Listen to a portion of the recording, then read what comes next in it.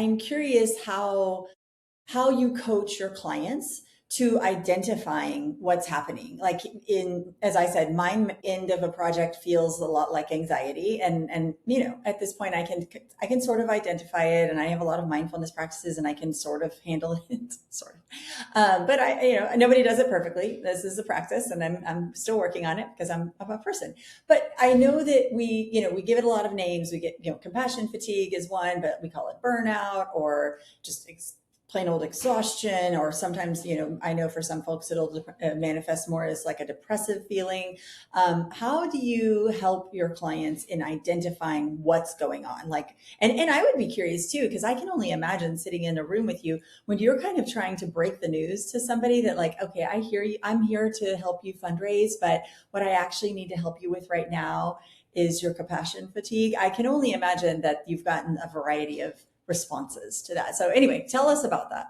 Well, and I think compassion fatigue, as we said a minute ago, it shows up in a lot of different ways and for different people, right? And so the first thing is, I don't actually diagnose this in any way, shape, or form, right? We have a conversation and I help say, like, how are you feeling? Like, what does that look like? How is it impacting life, right? So one of my clients, we talk a lot about boundaries, because what I see in the way they work is, it's like, it has to be happening now. Like, and what I remind them of is that if you don't have boundaries, then you're not going to be sustainable.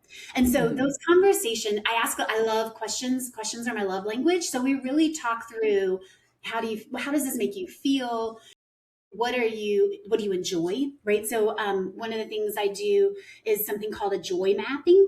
And so you look at your calendar. It's one of my favorite things. And when I was stressed out at work and I was overwhelmed and just was really feeling down, it actually was something my husband was like, well, what do you enjoy about your work? And I was like, well, let's try. So I took a calendar and I would write down after each meeting or activity what gave me life, like where I was like, yes, let's do this, and what drained me.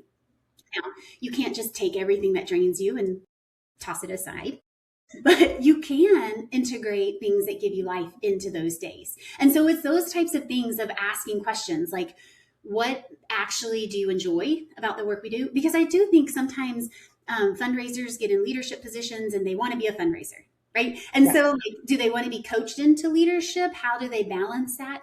And sometimes it's reorganizing the actual physical org chart to be able to let them thrive in what their strengths are. And so it really is, I think it's also really helpful when I'm talking to people that they know that this research is there. Like, this isn't just a feeling and you should be able to buck up, buttercup, right? Like, it's a real turnover. Let's see, I was looking at my numbers earlier. 45% of nonprofit professionals report burnout. So yeah, that's a huge number. Right? 19% annually turnover because of this burnout.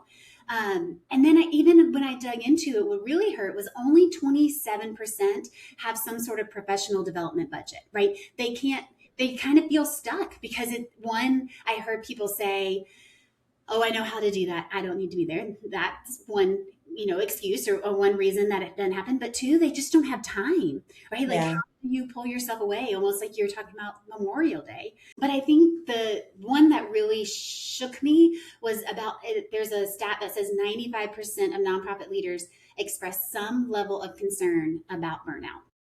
Yeah. It's on the back of everyone's mind. And it's 100%.